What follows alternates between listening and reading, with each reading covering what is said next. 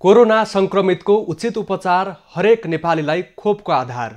नमस्कार, यो एभिन्यूज खबरको संकेत हो। तपाईं अहिले एभिन्यूज @7 मा हुनुहुन्छ। म विष्णु बसौला। प्रारम्भमा मूल खबर। नेपालमा कोरोनाले मृत्यु हुनेको संख्या 6000 नाग्यो।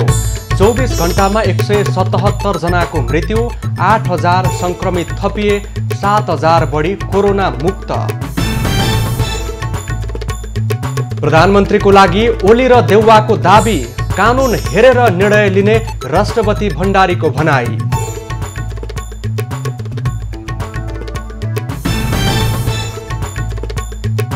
विश्वासको मत नपाउने भएपछि आफूले मार्ग प्रशस्त गरिदिएको प्रधानमन्त्री ओलीको प्रश्नोक्ति, राजीनामा दिइरहनु नपर्ने जिकिर। कसैले अगाडि सारे पनि हुन्छ। सत्ता जोगाउन प्रधानमन्त्रीले ल्याए नागरिकता सम्बन्धी अध्यादेश, विवादास्पद विषयमा अध्यादेश जारी गर्नु घातक हुने कानुनविदको भनाई। अध्यादेश मार्फत कोरोना महामारीका बेला वीरगञ्जका अस्पतालको कमाउ धन्दा, मापदण्ड विपरीत कोभिडका बिरामीसँग चर्को रकम असुली।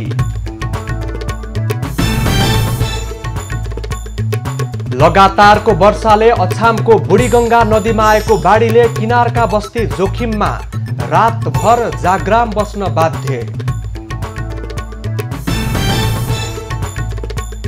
र इजरायल र प्यालेस्टाइन बीच युद्ध विराम गर्ने सहमति, अमेरिकी राष्ट्रपति बाइडेनद्वारा खुसी व्यक्त। अब खबरको सिलसिला प्रारम्भ गरौं कोरोना संक्रमण सम्बन्धी प्रसङ्गबाट। पछिल्लो 24 घण्टामा कोरोना संक्रमणबाट थप 177 जनाको मृत्यु भएको छ। 8607 संक्रमित थपिँदा 7890 कोरोना मुक्त भएका छन्। स्वास्थ्य मन्त्रालयका अनुसार 22353 वटा PCR विधिबाट परीक्षण गर्दा 8407 र एन्टिजिन विधिबाट 873 जनाको परीक्षण गर्दा 200 जनामा संक्रमण देखिएको छ। यो सँगै नेपालमा कोरोना भाइरसबाट संक्रमित हुनेको कुल संख्या 4,97,052 पुगेको छ, जसमध्ये 1,16,192 सक्रिय संक्रमित छन्। कोरोना भाइरसको संक्रमणबाट मृत्यु हुनेको संख्या 6024 पुगेको छ। संक्रमित मध्ये 1,08,495 होम आइसोलेसनमा र 7,697 संस्थागत आइसोलेसनमा छन्। शुक्रबारसम्म 1,716 जना आइसियुमा र 511 जना भेन्टिलेटरमा उपचार गराइरहेका छन्। स्वास्थ्य मन्त्रालयका अनुसार सबैभन्दा धेरै काठमाडौँमा 1,752, रूपन्देहीमा 672, मोरङमा 639, कैलालीमा 419, ललितपुरमा 400, काभ्रेमा 308 जना कोरोना संक्रमित थपिएका छन्। त्यस्तै 9 वर्ष मुनिका 188 बालबालिकामा पनि कोरोना संक्रमण पुष्टि भएको छ। 10 देखि 19 वर्ष मुनि उमेर समूहका 607 जनामा संक्रमण देखिएको स्वास्थ्य तथा जनसङ्ख्या मन्त्रालयले जानकारी दिएको छ। राष्ट्रपति विद्यादेवी भण्डारीले संविधानको धारा 76 को उपधारा 5 अनुसार नयाँ सरकार गठनको लागि दिएको समयमा एमाले अध्यक्ष केपी ओली र विपक्षी गठबन्धनको तर्फबाट कांग्रेस सभापति शेरबहादुर देउवाले दाबी पेश गरेका छन्। नेकपा एमालेका अध्यक्ष ओलीले 153 जना सांसदको आफूलाई समर्थन रहेको भन्दै राष्ट्रपति विद्यादेवी भण्डारी समक्ष प्रधानमन्त्रीको लागि दाबी पेश गरेका छन्। सरकार गठनको लागि आवश्यक सांसदको संख्या सुनिश्चित गरिएको दाबीको साथ विपक्षी दलहरूले 149 सांसदको हस्ताक्षर सहित राष्ट्रपति कार्यालयमा दाबी पेश गरेका छन्। विपक्षी गठबन्धनमा नेपाली कांग्रेस, नेकपा माओवादी केन्द्र, जनता समाजवादी पार्टीको बाबुराम भट्टराई, उपेन्द्र यादव पक्षका सांसद र एमालेका खनाल नेपाल समूहका नेताहरूको हस्ताक्षर सहित दाबी गरिएको छ। कांग्रेसका 61, माओवादी केन्द्रका 49, जसपाका 12, नेकपा एमालेको माधव नेपाल, झलनाथ खनाल पक्षका 26 सांसद र राष्ट्रिय जनमोर्चाका 1 सांसदले देउवालाई प्रधानमन्त्री बनाउने प्रस्तावमा हस्ताक्षर गरेका छन्। विपक्षी गठबन्धनका नेताहरू पुग्नुभन्दा पहिला नै शीतल निवास पुगेका ओलीले एमालेका 121 र जनता समाजवादी पार्टीका 32 सांसदको समर्थन आफूलाई रहेको दाबी पेश गरेका छन्। ओलीले एमाले संसदीय दलको नेताको हैसियतमा आफूले र जसपाका 32 सांसदको तर्फबाट संसदीय दलका नेता राजेन्द्र महतोले गरेको हस्ताक्षर राष्ट्रपति भण्डारीलाई बुझाएका छन्, जसमा केही दिन अघि मात्रै महन्त ठाकुर र राजेन्द्र महतो समूहले महतोलाई संसदीय दलको नेतामा चुनेको थियो।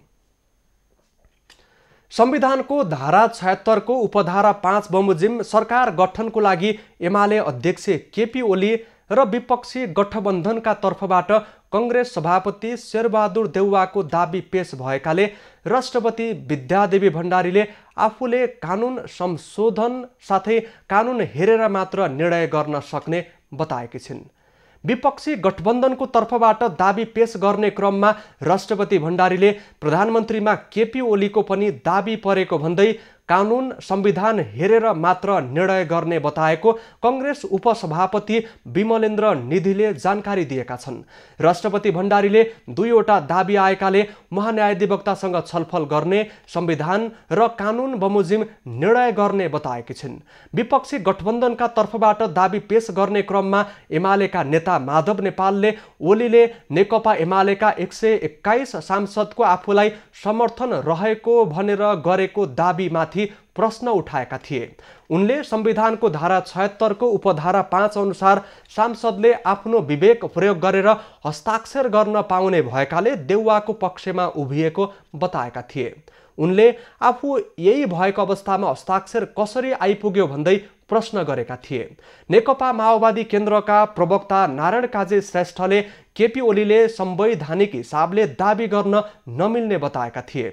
उनले विश्वासको मत लिन नसक्ने प्रधानमन्त्रीले फेरि प्रधानमन्त्री दाबी गर्न नमिल्ने बताएका थिए। संविधानको धारा 76 को उपधारा 5 अनुसार संसदको सदस्य रहेको जो कोहीले बहुमत देखाएर नयाँ सरकार गठन गर्न राष्ट्रपति विद्यादेवी भण्डारीले 21 घण्टा समय सीमा तोकेर आह्वान गरेकी थिइन्। यो अवधिमा प्रतिनिधि सभाका 2 सांसद केपी ओली र शेरबहादुर देउवाले नयाँ सरकार गठनको लागि दाबी पेश गरेका छन्। यो सँगै राष्ट्रपति भण्डारी एउटा खरो संवैधानिक परीक्षामा उत्रिनुपर्ने बेला आएको छ। एमाले अध्यक्ष केपी ओली र कांग्रेस सभापति शेरबहादुर देउवाले प्रतिनिधि सभा सदस्यका हैसियतमा सरकार बनाउन चाहिने संख्याभन्दा बढी सांसदको समर्थनसहित दाबी पेश गरेका छन्। राष्ट्रपति भण्डारी ओलीलाई प्रधानमन्त्री बनाउन नरम हुन्छन् भन्ने आम नागरिकको अनुमान छ। उनका विगतका क्रियाकलापले ओलीलाई नै प्रधानमन्त्रीमा दोहोर्याउन आफै सक्रियता देखाउँछिन् भन्ने धेरैको बुझाइ छ। उनले शुक्रबार प्रधानमन्त्री ओलीको पक्षमा माहौल बनाउन जसपाका महन्त ठाकुर र राजेन्द्र महतोलाई बोलाएर छलफल गरेकी पनि थिइन्। सरकार बनाउन पनि विगतका परम्पराभन्दा बाहिर गएर 24 घण्टाको पनि समय नदिई आह्वान गरेकी थिइन्। राष्ट्रपतिले धारा 76 को उपधारा 5 अनुसारको सरकार बनाउन दाबी गर्न समय तोकेकी छिन्। त्यो कुनै दल या संसदीय दलको नेतालाई सरकार बनाउन दाबी गर्न बोलाइएको होइन। त्यो प्रतिनिधि सभा सदस्यका हैसियतमा प्रधानमन्त्री बन्नका लागि आह्वान गरिएको धारा हो। यसमा दलको सदस्य नभई स्वतन्त्र सांसदले समेत बहुमत सांसदको हस्ताक्षर सहित सरकार बनाउन दाबी गर्न सक्ने व्यवस्था हो। यो दाबी दलका आधारमा नभई संसद सदस्यको रूपमा दाबी गर्नुपर्ने भएकाले विपक्षी दलले बुझाएको सांसदहरूले आफ्नो हस्ताक्षर फिर्ता नलिए ओलीले बुझाएको माग दाबी भन्दा देउवाले बुझाएको माग दाबी बलियो देखिने धेरैको बुझाइ छ। संविधानले राष्ट्रपतिको नाममा हुने निर्णय र आदेश नेपालको संघीय कानुन बमोजिम हुनेछ भनिएको छ। पछिल्लो समय राष्ट्रपति भण्डारीले गरेका कामलाई हेर्ने हो भने कतै संवैधानिक पद्धति अनुरूप भएनन् कि भनेर बेला बेलामा प्रश्न उठ्ने गरेका छन्। विशेष गरी पुस 5 मा प्रधानमन्त्री ओलीले संसद विघटनका लागि गरेको सिफारिसलाई जसरी सदर गरिन् राष्ट्रपति भण्डारीले उनको नियतमाथि आम नागरिकले प्रश्न उठाए। त्यसपछि हरेक जसो कदममा राष्ट्रपतिले प्रधानमन्त्रीले गरेका जस्ता सिफारिसलाई पनि सदर गरेपछि उनीमाथि विश्वास टुटेको छ।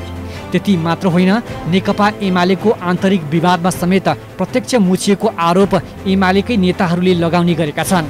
तसर्थ यो पटक राष्ट्रपति भण्डारीले प्रधानमन्त्री नियुक्ति गर्दा संविधान, कानुन र नियम अनुसार गरेमा उनी गम्भीर खालको संवैधानिक परीक्षामा उत्तीर्ण हुनेछिन् र यति बेलासम्मका उठाइएको प्रश्न पनि क्षम्य हुनेछन्।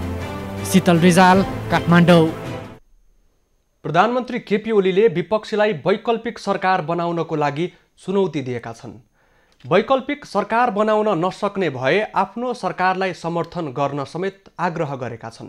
शुक्रबार बालुवाटारमा सम्पादकसँग उनले वैकल्पिक सरकार बने आफू प्रतिपक्षमा बसेर सरकारलाई रचनात्मक सहयोग गर्नको लागि तयार रहेको बताए। र मुलुकलाई लामो समय अन्यलमा राख्नु वाञ्छनीय नहुने निष्कर्षका साथ सम्मानीय प्रधानमन्त्रीले मार्ग प्रशस्त गर्नुभएको हो। यस सम्बन्धी धेरै जिज्ञासाहरू यहाँहरूको मनमा छन्। गुटगत हिसाबले अनुशासनहीन ढङ्गले लोकतान्त्रिक मूल्य मान्यता विपरीत अनुपस्थित हुने र सरकार डाल्ने खेलमा दलभित्रैबाट विपक्षीसँग मिल्ने र विपक्षीसँग मिलेर सरकार ढाल्न खोज्ने खालका प्रयासहरूलाई लोकतन्त्रमा के भनिन्छ? केही प्रयासहरू गरेको देखिएको छ। वैकल्पिक सरकारका लागि मार्ग प्रशस्त गरेर सरकार बनाउनुहोस् भन्दा थोरै भयो त। 2.5 महिना पनि पर्याप्त त भएन। अविश्वासको प्रस्ताव त कसैले राख्न सकेन 2.5 महिनामा। अनि 2.5 महिना नै दिने कि कति दिने त? 2.5 महिनामा नभएको अस्ति 3 दिन दिएको, 3 दिनमा पनि त हुन सकेन। हुन सक्ने हो भने 24 घण्टामा के भयो? दलहरू मिलेर जाँदाखेरि भइहाल्छ। प्रधानमन्त्री केपी ओलीले सहमति कायम गरेर राष्ट्रिय सहमतिको सरकार बनाएर अगाडि बढ्नुपर्ने बताए। उनले बजेटको चाप र विश्वासको मत नपाउने भएर नै वैकल्पिक सरकार गठन गर्न आह्वान गरेको बताए। ओलीले राष्ट्रपतिबाट संविधानको धारा 76 को उपधारा 5 बमोजिम सरकार गठनको लागि भएको आह्वानको कृत्रिम र नाटकीय व्याख्या भएको बताए। उनले धारा 76 को उपधारा 5 बमोजिमको सरकार बनाउन आह्वान गर्न प्रधानमन्त्रीले राजीनामा दिनु नपर्ने बताएका छन्। ओलीले प्रधानमन्त्री 1 वर्षदेखि हटाउनको लागि अनेकन अस्वस्थ खेल भइरहेको बताएका छन्।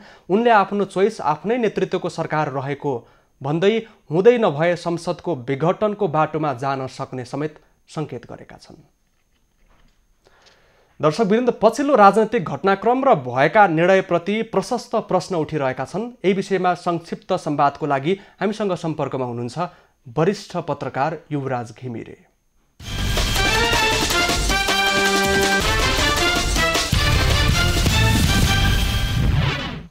घिमिरेज्यू, एबी न्यूज खबरमा स्वागत छ। धन्यवाद धेरै। वैशाखको 27 गते जति बेला प्रधानमन्त्रीले संसदबाट विश्वासको मत लिन सकेनन्, त्यसपछि आजको दिनसम्म विकसित घटनाक्रमलाई कसरी हेर्ने? एकदम अस्वस्थ राजनीतिक अथवा गैर राजनीतिक खेल भइराखेको छ। राजनीतिको नाममा एउटा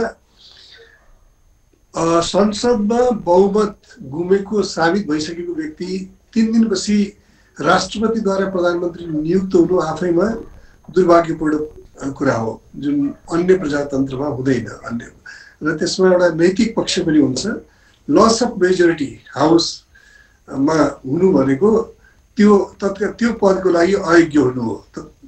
ओलीले त्यसको पालना गरेनन्। र अर्को, अहिले प्रधानमन्त्रीका रूपमा ओलीले बोल्दै गर्दाखेरि संविधानमा कहाँ लेखेको छ 76 3बाट 76 5 जान्नलाई राजीनामा गर्नुपर्छ भनेर। तर संविधानमा एउटा प्रधानमन्त्रीले जुन संविधानको धारा उपधारा अन्तर्गत नियुक्त भयो त्यहाँबाट राजीनामा नगरिकन आफ्नो इच्छाले अर्को धारा अन्तर्गत नियुक्त खोज्नु पनि लेखा छैन। त्यो अधिकार संविधानमा दिँदैन। न राष्ट्रपतिलाई दिन्छ न प्रधानमन्त्रीलाई दिन्छ। यहाँनिर म अझ जोड्न चाहन्छु, राष्ट्रपति विद्यादेवी भण्डारीबाट राष्ट्रपति कार्यालयबाट हिजो जारी भएको विज्ञप्तिमा के भनिएको छ भने प्रधानमन्त्रीले विश्वासको मत लिन सक्ने दह्रो राजनैतिक आधार देखिएन भनिएको छ। प्रधानमन्त्रीले राजीनामा नदिँदै अर्को सरकार गठनको लागि विज्ञप्ति जारी गरेर राष्ट्रपतिबाट आह्वान भइसकेको अवस्था छ। र आजै मात्र प्रधानमन्त्री केपी ओली फेरि 153 जना सांसदको हस्ताक्षर बोकेर पुगिरहेका छन्। यसलाई राष्ट्रपति र प्रधानमन्त्रीको भूमिकालाई कसरी हेर्ने? म त्यसमा आउँदै थिएँ। त्यसैले जुन प्रधानमन्त्रीले संसदमा बहुमत नभएको मानेर आफूलाई 76 3बाट 76 5 को प्रधानमन्त्री बनाउन चाहन्छ, त्यो व्यक्तिले 153 जना अथवा मेजोरिटी को सपोर्ट दाबी गर्नु भनेको त्यहाँ पक्कै पनि केही फ्रडुलेन्ट एक्सरसाइजहरू अथवा किनबेचको कुराहरू भएको छ। अर्को हिजैकै अर्को गतिविधिलाई यहाँले हेर्नुभयो भनेदेखि सर्वोच्च अदालतको एउटा फैसला आयो। त्यो फैसलामा 7 जना मन्त्रीहरूलाई मन्त्रीका रूपमा काम गर्न नगराउन भएर अन्तरिम आदेश जारी गर्यो र त्यो अन्तरिम आदेशलाई पनि प्रधानमन्त्रीले आफ्नो पक्षमा प्रयोग गरेका छन्। किनभनेदेखि त्यसलाई एउटा भ्याकेन्सीको रूपमा त्यो 7वटा सिट त खाली भयो। ती व्यक्तिहरू जुन राजनीतिक रूपमा एक किसिमले लायबिलिटी भएको थिए प्रधानमन्त्रीका लागि, ती व्यक्तिको सट्टामा अब उनले महन्त ठाकुरसँग मिलेर सरकार बनाउन र त्यो मन्त्री परिषदमा ती भ्याकेन्सीहरू क्रिएट भएका छन्। तेस्रो, यो राष्ट्रपति र प्रधानमन्त्रीका दुईटा संस्थाहरू भनौँ, दुईटा कार्यालय भनौँ, उनीहरूको लागि सर्वको कुरा हो कि उनीहरू जुन व्यक्तिसँग लगातार कन्ट्याक्टमा छन् राजनीतिक रूपमा, उनी विभिन्न नभनौँ दूतावासहरूमा चालिराखेका छन्, जुन नेपालको आन्तरिक राजनीतिमा हस्तक्षेप खुला रूपमा निम्त्याइरहेका छन्। त्यसलाई राष्ट्रपतिलाई पनि थाहा छ, प्रधानमन्त्रीलाई पनि थाहा छ र त्यहाँ महन ठाकुर एउटा कडीको रूपमा काम गर्दैछन्। त्यसबाट यो अशोभनीय गतिविधि पदीय आचरण विपरीतको गतिविधिमा राष्ट्रपति र प्रधानमन्त्री संलग्न छन्। पछिल्लो गतिविधि जे भइरहेको छ, यो सामन्त गोयलसँग प्रधानमन्त्री ओलीको भेट, यहाँले भन्नुभयो जस्तै लगातारको महन्त ठाकुरको भारतीय दूतावाससँगको सम्बन्ध र भारतका अखबारहरूमा केपी ओली नियुक्त भएको अवस्थामा भारतलाई फाइदा हुन्छ भन्ने मात्र होइन, भारतका भाजपाका नेताले केपी ओली उपयुक्त पात्र हो भारतको लागि भन्ने लगायतका अभिव्यक्ति आइरहेका छन्।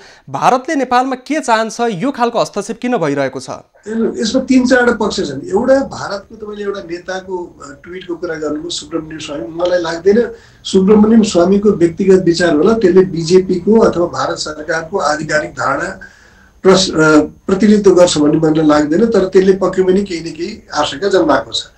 जहाँसम्म सामन्त कुमार गोयल र मोहन ठाकुरको कुरा हो, दुईटाको हैसियत फरक छ। मोहन ठाकुर नेपाली जनताका प्रतिनिधि हुन्, निर्वाचित प्रतिनिधि भनौँ, एउटा चुनाव पद्धतिबाट आएका व्यक्ति हुन्, नेपाली हुन्।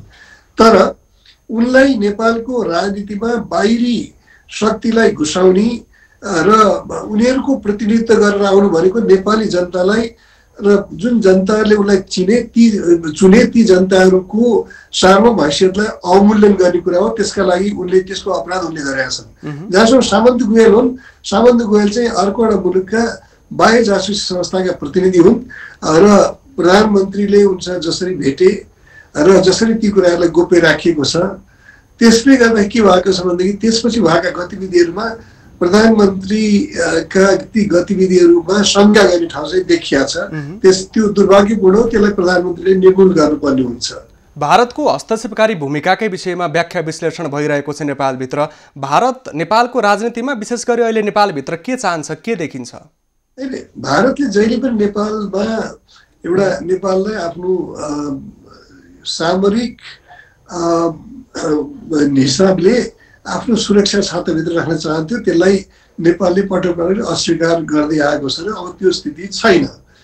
तर भारतले नेपालमा सबभन्दा बढी राजनीतिक हस्तक्षेप गरेको नेपाली राजनीतिक पात्रहरूको संलग्नतामा उनीहरूको दासत्व, उनीहरूले आफ्नो दासत्वपूर्ण भूमिका मानेर त्यो हैसियतलाई स्वीकार गरेको 12 बुँदे मार्फत हो। त्यसो भएर अहिलेका सबै पात्रहरू राजनीतिक पक्षमा, यो संसदभित्र पक्ष प्रतिपक्ष अथवा सत्ता प्रतिपक्षमा भएका तिनै 12 बुँदेका हिमायतीहरू हुन्। त्यसबारे उनीहरूले मुलुकको स्वतन्त्र हैसियतको लागि चाहिँ ओलीभन्दा अरू पार्टी फरक अथवा बाबुराम भन्दा अरू पार्टी फरक जस्तो मलाई लाग्दैन। त्यहाँनिर जबसम्म उनीहरूले 12 बुँदेलाई समीक्षा गर्दैनन्, त्यसलाई अस्वीकार गर्दैनन्, त्यो बेलासम्म भारतको यो हस्तक्षेपकारी भूमिका रहिराख्छ। अब यहाँनिर लगातार संसद रोक्दै अध्यादेश जारी गर्ने काम भइरहेको छ। एकपछि अर्को प्रधानमन्त्रीले गरेका निर्णयहरू सर्वोच्चबाट बदर हुनेदेखि लिएर फेरि पूर्वावस्थामा फर्क भन्ने खालका निर्णयहरू भइरहेका छन्। केहीले संविधानका मूलभूत आधार स्तम्भै भाँचेर यसलाई नै कमजोर पारेर संविधानै फाल्ने षड्यन्त्र भइरहेको छ भन्ने पनि चर्चा गरिरहेका छन्। यो विषयमा के आधारहरू छन्? होइन, पक्कै पनि हेर्नुहोस्, यो रुल बाई अर्डिनेन्स भन्ने जब संसदको अधिवेशन बस्नेवाला छ प्रधानमन्त्रीले भनेअनुसार, होइन, त्यसले गर्दाखेरि त्यो चाहिँ असाध्य आपत्तिजनक हो र एउटा आपत्तिजनक र संविधानमाथिको अपराध हो। अर्को कुरा के हो भनेदेखि राष्ट्रपतिको कार्यालय र पदले जुन मर्यादा गुमाएको छ र बालुवाटारको एउटा विस्तारित अफिसको रूपमा आफूलाई स्थापित गरेको छ, त्यसले गर्दाखेरि यो व्यवस्थाको, यो संविधानले बोकेको व्यवस्थाको पतनतिर यो सबै राजनीतिक गतिविधिहरू गइराखेका छन्। केही दिनको कुरा होला, तर हामी त्यतातिर जाँदैछौँ। अब प्रधानमन्त्रीले नागरिकता सम्बन्धी विषय यही बेला उठाइरहेका छन्, विभिन्न विषयहरू आइरहेको छ, यसलाई कसरी बुझ्ने?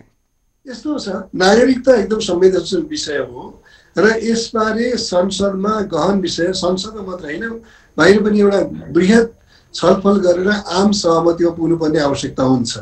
तर आफ्नो सत्ता जोगाउनलाई अथवा सत्ताको किनबेचको प्रक्रियामा गएर त्यसलाई अध्यादेशद्वारा अथवा एउटा राजनीतिक निर्णयद्वारा आश्वासन दिने र मन्त्री परिषद गठन गर्ने, त्यो ओलीको अर्को अपराध हुन्छ र त्यहाँ ओली चाहिँ राष्ट्रघात गरेको एउटा अपराधीको रूपमा भोलि भावी इतिहासको कठघरामा उभिनुपर्ने हुन्छ। अत्यन्तै संवेदनशील र गहन विषय हो। यसमा मेजोरिटी गुमाएको सरकारले त झन् निर्णय लिनु हुँदैन। अब करिब अन्तिममा प्रधानमन्त्री ओली लगातार निर्वाचनको वकालत गरिरहेका छन्। यो राष्ट्रको आवश्यकता अहिले निर्वाचन हो कि अहिले विदेशी शक्तिले नेपालभित्र निर्वाचन गराएर फरक के गर्न खोजिरहेको छ, के देखिन्छ?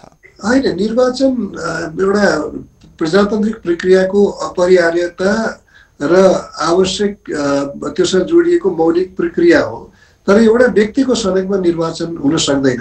कहिले मेजोरिटी पेश गर्ने, कहिले चाहिँ मैले हाउस चलाउन सकिनँ भनेर भन्ने, त्यो दुइटै कन्ट्राडिक्टरी कुरामा उनले चाहिँ खालि के भने आफ्ना दलभित्रका प्रतिद्वन्दी र बाहिरका प्रतिद्वन्दीहरूलाई एउटा पाठ पढाउनलाई यो औजार प्रयोग गरिरहेका छन् बराबर, जसलाई सर्वोच्च अदालतले असंवैधानिक ठहर गरेको छ। यसमा पनि बाहिरी शक्तिको केही स्वार्थ छ कि म भन्न सक्दिनँ, तर बाहिरी शक्तिलाई दोष दिनुभन्दा पहिला नेपाली नेताहरू नेपाली त हुनु पर्यो नि। नेपालको हितमा, नेपालीहरूको हितमा त सोच्न सक्नुपर्ने भयो नि त। त्यो अब सरकार नेपाली जनताले चुनेको, हामीले सबै कुरामा बाहिरी शक्तिलाई दोष दिँदाखेरि हामीभित्रको एउटा हीन भावना पनि हो।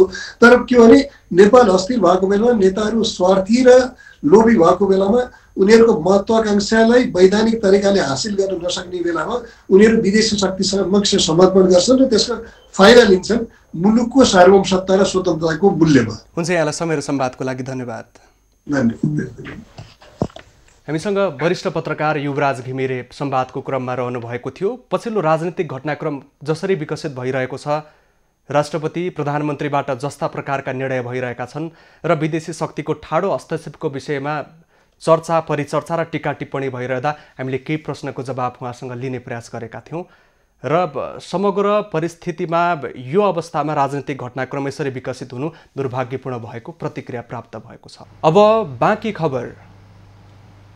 मुलुकभर कोरोना महामारी फैलिरहेको छ। उपचार नपाएर संक्रमितको ज्यान गइरहेको छ। यही मौकामा कसैले भने कमाउ धन्दा चलाइरहेका छन्। मापदण्ड विपरीत अस्पतालले चर्को रकम असुलेका घटनाहरू बाहिरिन थालेको छ।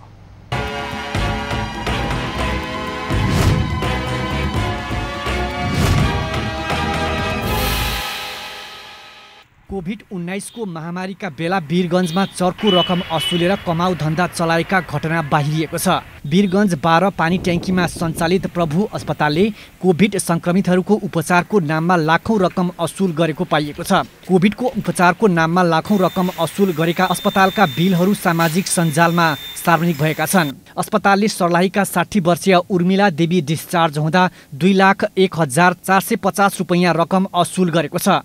अस्पतालले संक्रमितलाई उपचार पश्चात दिएको बिलमा बेड शुल्क निशुल्क भनिएको छ, तर बिल नम्बर 7 मा बेड शुल्क भनेर 54,000 रुपैयाँ असुल गरिएको छ। त्यसैगरी 8 दिनको अक्सिजन शुल्क 1,01,000 रुपैयाँ असुल गरेको छ भने नर्सिङ केयर मार्फत 9,000, नेबुलाइजेसन 5,200, डाक्टर राउन्ड शुल्क 18,500, कोभिड किट 13,500 र भर्ना शुल्क 250 रुपैयाँ गरी 2,01,450 रुपैयाँ मध्ये 4,750 रुपैयाँ छुट गरी 1,96,700 को बिल थमाइएको छ। अस्पतालले पनि पहिलेको भन्दा बढी शुल्क लिएको स्वीकारेको छ। बेड चार्ज त पहिलेको तुलनामा पक्कै बढेको हो, नबढेको होइन। तर पहिलाको खर्च जुन व्यवस्थापन खर्च म्यानेजमेन्ट जुन खर्च थियो त्यो खर्चले 3 देखि 4 गुणा बढेको। भवानी अस्पताल, स्मार्ट मल्टी स्पेशल सिटी अस्पताल लगायतका निजी अस्पतालहरूले पनि संक्रमितबाट चर्को शुल्क असुलिरहेका छन्। सरकारको स्वीकृतिमा कोभिड अस्पतालका रूपमा सञ्चालन गरिएका बाबा कोभिड अस्पताल र नेसनल मेडिकल शिक्षण अस्पतालले पनि चर्को शुल्क लिने गरेको बिरामीले गुनासो गरेका छन्। हस्पिटल गएको कसैले भना गरेन मलाई, अनि फोन गरेर यहाँबाट सोधे अनि एउटा बेड पाइयो अनि एडमिट गरेपछि यहाँ यानी कि कोभिडका रोगीहरूलाई घुमाउँदा घुमाउँदै मरेको पनि स्थिति छ र मरेका छन् भने हामी हेरि पनि रहेछौँ। एकदम विकराल अवस्था छ, यहाँ ठाउँ छैन। यस विषयमा जिज्ञासा राख्दा वीरगञ्ज उपमहानगरपालिका प्रमुख विजय सराबगीले जिल्ला प्रशासन कार्यालय पर्साको कमजोरी भएको स्वीकार गरे। अनुगमनमा ढिलाइ हुँदा अस्पतालले चर्को शुल्क असुली गरेको सराबगी बताउँछन्। यसको अनुगमन गर्नको लागि र कारबाही गर्नको लागि सहायक जिल्लाधिकारीज्यूको अन्डरमा त्यो टिम बनेको छ। जिल्ला अनुगमन टोलीका संयोजक रहेका प्रमुख जिल्ला अधिकारीले भने संक्रमितबाट यस्तो उजुरी नआएको बताउँछन्। हामीले चाहिँ पटक पटक उहाँहरूलाई यस्तो नगरौँ, रेस्पोन्स गरौँ, समयमा सबैलाई जहाँ यहाँ छैन भने अन्य सूचना आदान प्रदान गरौँ होइन। कहाँ खाली चाहिँ कता छ। अब यो चाप त अहिले असाध्यै चाप छ नेपालभरि नै असाध्यै यो प्रेसर चाप भएको हुनाले यहाँ पनि चाप नभएको होइन, चाप छ। अस्पतालहरूमा मुस्किलले भर्ना पाइहाले पनि अस्पतालको गेटमा पुग्दा नपुग्दै धरोटीको नाममा लिइने ठूलो रकमका कारण पनि संक्रमितहरू पीडित बनेका छन्। वीरगञ्ज ब्युरोको रिपोर्ट।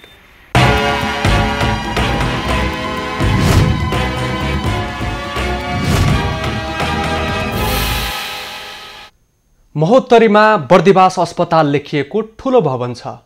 यो अस्पताललाई कोरोना विशेष अस्पतालको रूपमा सञ्चालनमा ल्याइएको छ। कोरोना विशेष अस्पताल भएकाले संक्रमितहरू जीवनको आशा लिएर यो अस्पतालमा पुग्ने गर्दछन्।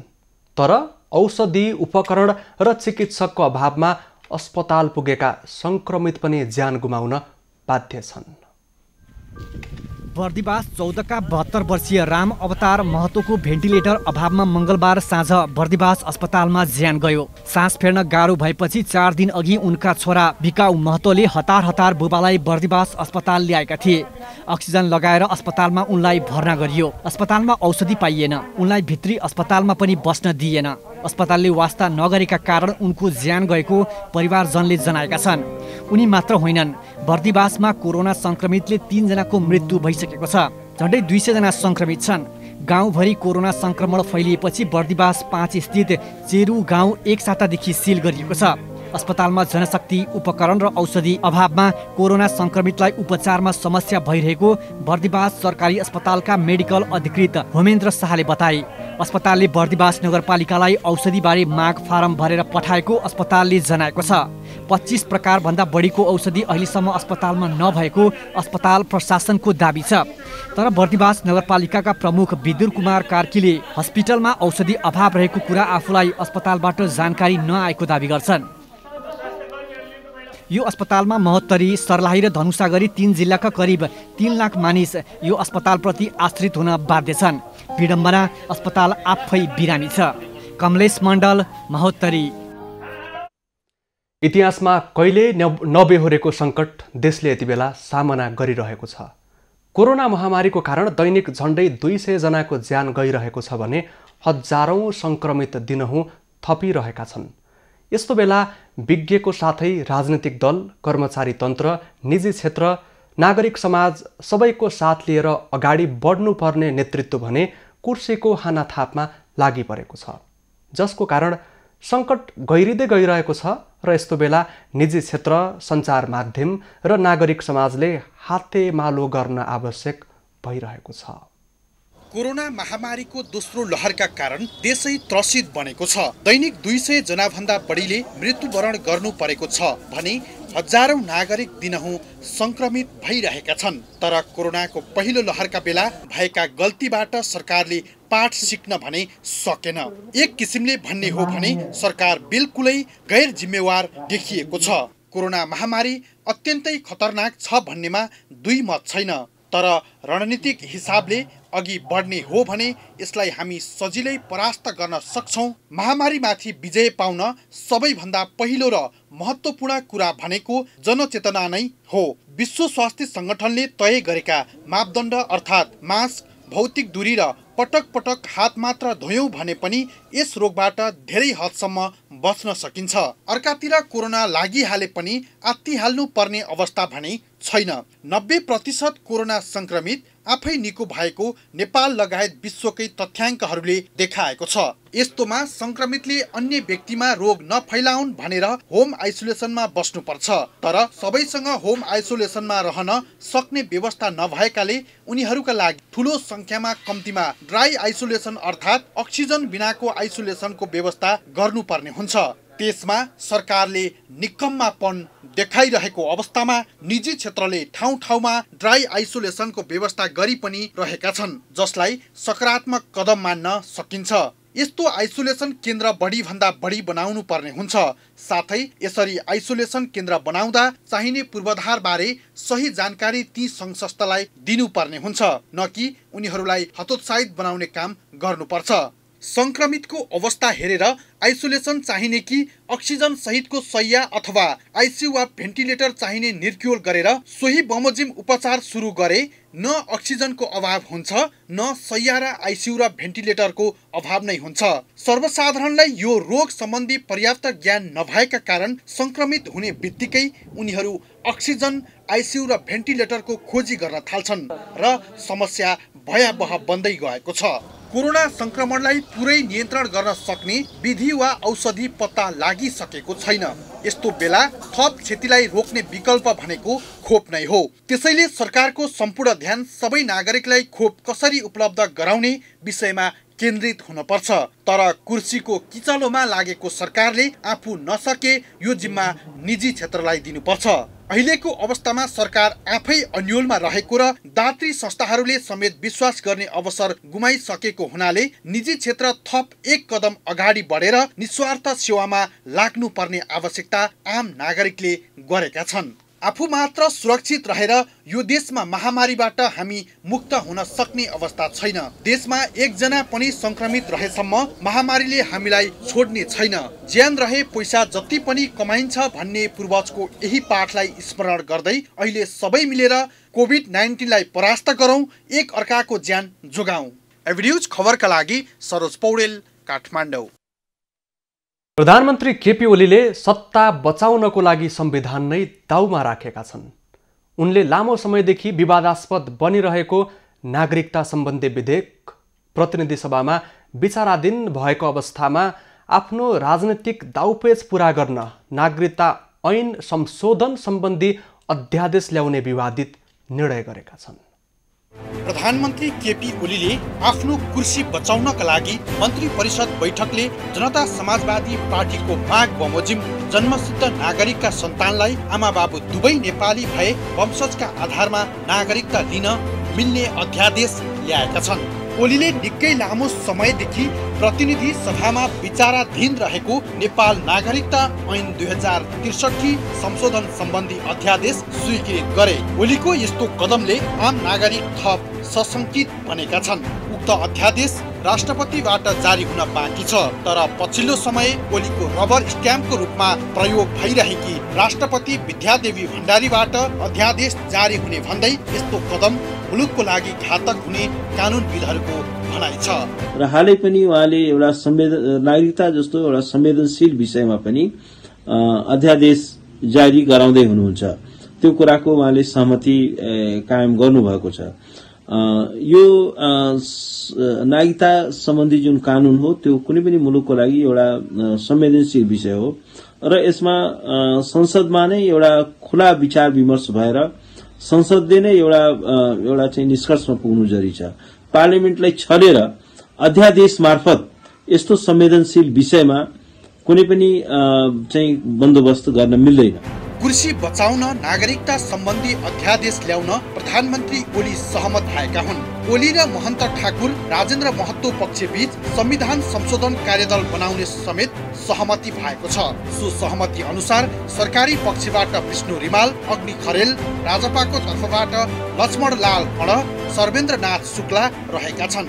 मन्त्री परिषदले शपथ ग्रहण र कोरोना महामारी सहित नागरिकता सम्बन्धी अध्यादेश एकसाथ राष्ट्रपति कार्यालय पठाएको थियो। तर बिहिबार राष्ट्रपति विद्यादेवी भण्डारीले नागरिकता बाहेकका अरू 2 अध्यादेश मात्रै जारी गरेकी छिन्। यही विषय समेत समेटिएको नेपाल नागरिकता ऐन 2063लाई संशोधन गर्न बनेको विधेयक प्रतिनिधि सभामै विचाराधीन छ। संसद सञ्चालन हुँदा यो विषय टुङ्गोमा पुगेको थिएन। एमाले र नेकपा माओवादी केन्द्रले विधेयकका केही प्रावधानमा असहमति जनाएकै कारण यो विषय प्रतिनिधि सभाबाट पारित भएको थिएन। तर अहिले ओली नेतृत्वको सरकार रहने वा नरहने भनेर धर्मराएका बेला सरकारले आफू अनुकूल अध्यादेश ल्याएको हो। यसअघि 2075 साउन 22 मा सरकारले नागरिकता ऐन 2063लाई संशोधन गर्न ल्याएको विधेयक प्रतिनिधि सभा सचिवालयमा दर्ता भएको थियो। त्यसको भोलिपल्ट 23 गते सांसदहरूलाई विधेयक दियो। 28 गते प्रतिनिधि सभामा विधेयक पेश गरियो। 29 गते सामान्य छलफल गरेर विधेयक राज्य व्यवस्था समितिमा पठाइयो। समितिमा भदौ 5 बाट तफवार छलफल भयो। समितिले तफवार छलफल सकेर प्रतिवेदन 2077 असार 9 मा प्रतिनिधि सभामा पठाएको थियो। तर प्रतिनिधि सभाबाट विधेयक अघि बढेन। सत्ता खिचातानीका कारण बन्धक विधेयकलाई बाइपास गरेर अहिले अध्यादेश आएको हो। खास गरी सरकारले प्रतिपक्षी जनता समाजवादी पार्टीको राजपा समूहका महन्त ठाकुर र राजेन्द्र महतो लगायतलाई खुसी पार्न नागरिकता सम्बन्धी अध्यादेश ल्याइएको कतिपय नेताको बुझाइ छ।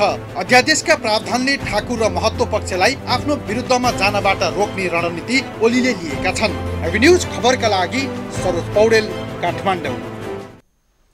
अछाममा निरन्तर परेको पानीले बुढीगङ्गा नदीमा बाढी आएको छ। बाढीको कारण नदी छेउछाउका बस्ती जोखिममा परेका छन्। स्थानीय त्रसित भएर रातभर जागराम बस्न बाध्य भइरहेका छन्। बाढीले नदी छेउमा निर्माण भएका पुल तथा अन्य संरचनामा क्षति पुर्याएको छ। साँफे बगरको हाट बजारका दर्जनौं घरहरू प्रभावित भएका छन्।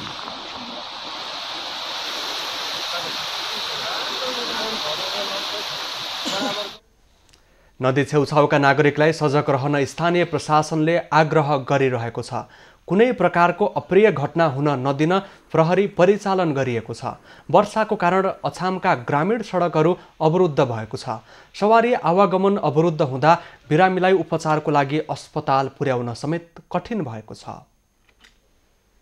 जिल्लामा कोरोना संक्रमित बढेपछि बर्दिवास कोभिड-19 व्यवस्थापन समितिको प्राथमिकता फेरिएको छ। समितिले कोरोना महामारीको कारण रोजीरोटी गुमाएका मजदुर, असहाय, सुरक्षाकर्मी र पैदल यात्रीको लागि बर्दिवासमा फुड बैंक सञ्चालन गरी दैनिक खाजा र खाना वितरण गर्न थालेको छ। कोभिड-19 व्यवस्थापन समिति राहत तथा कोरोना पीडितको उद्धारका लागि विभिन्न सङ्घ संस्थाले आर्थिक तथा जिन्सी सहयोग गरेका छन्। रोटरी क्लब बर्दिवासले 2,56,572, होटल तथा पर्यटन व्यवसायी सङ्घ बर्दिवास सहकारी सञ्जाल र बर्दिवास हेल्प फाउन्डेसनले 1.5 लाख रुपैयाँ सहयोग गरेका छन्। बर्दिवास उद्योग वाणिज्य सङ्घले खानाका लागि अभियान अवधिभर रासनको व्यवस्था गरेको छ।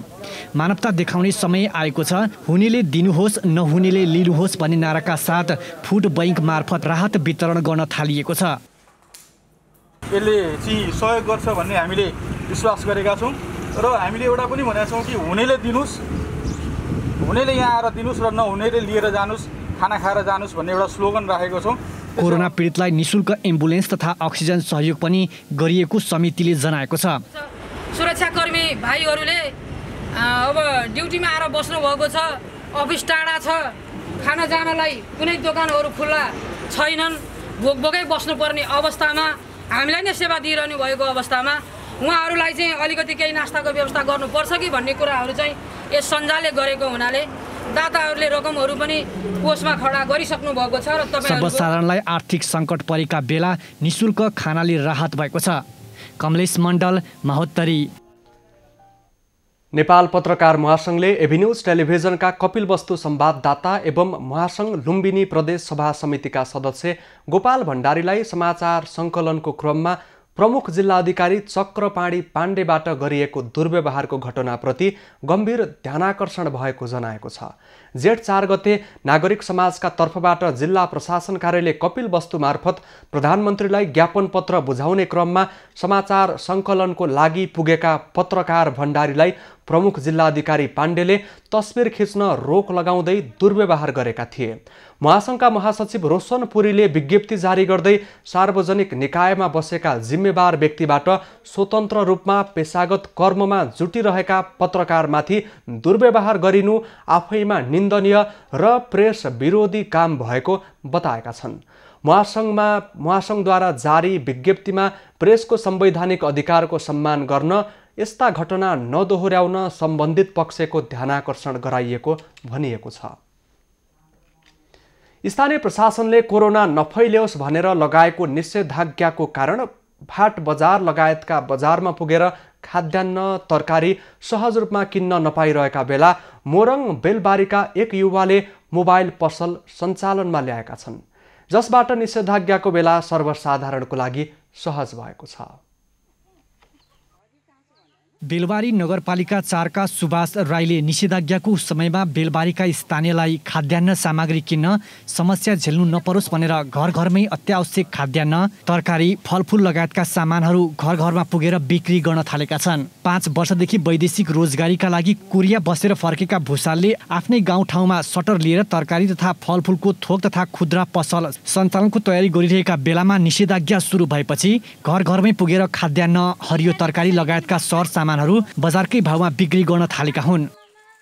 हामीले फ्री होम डेलिभरी सहित सुविधाहरू पनि ल्याउने छौँ, जसमा अहिले यहाँ तपाईहरु देख्न सक्नुहुन्छ आलुहरू अहिले बजारमा 40-50 रुपैयाँ किलोले पनि बिक्री भइरहेछ। मैले चाहिँ यो लकडाउनमा पनि सबैलाई सुविधा होस् भनेर 100 को 3 किलो दिइरहेको छु। प्याजहरू त्यसरी नै 55-60 छानेर नै हैन।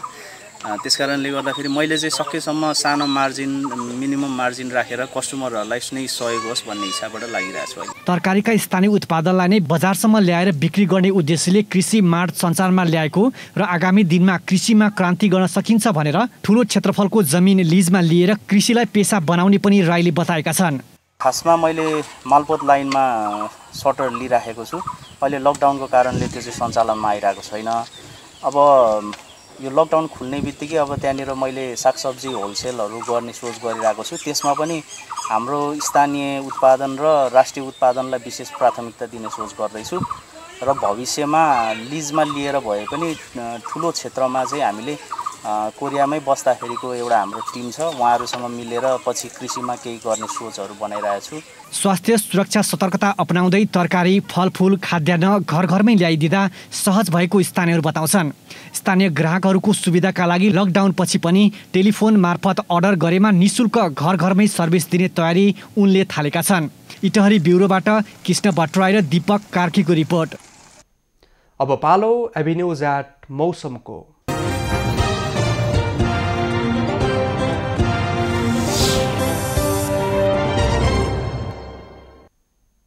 मध्यपूर्वी अरबमा विकसित चक्रवातको प्रभावले आज देशका विभिन्न स्थानमा हल्कादेखि मध्यम वर्षा भयो।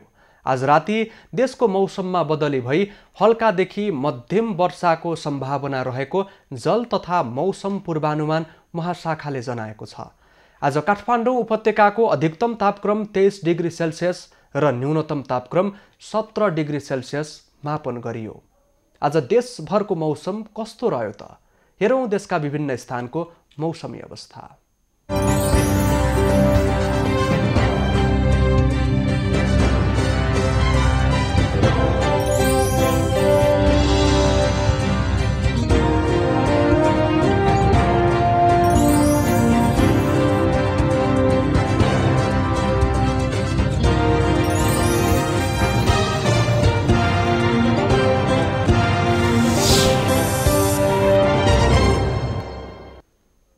अहिलेलाई खबरको क्रम यति नै। एभिन्यूज खबरका यी सहित अन्य विस्तृत खबरका लागि www.avenews.tv लग अन गर्न सक्नुहुनेछ। युट्युब, फेसबुक र ट्विटरमा पनि हामीलाई फलो गर्न सकिनेछ। खबर भित्रको खबरका लागि हेर्दै रहनुहोला एभिन्यूज खबर। नमस्कार।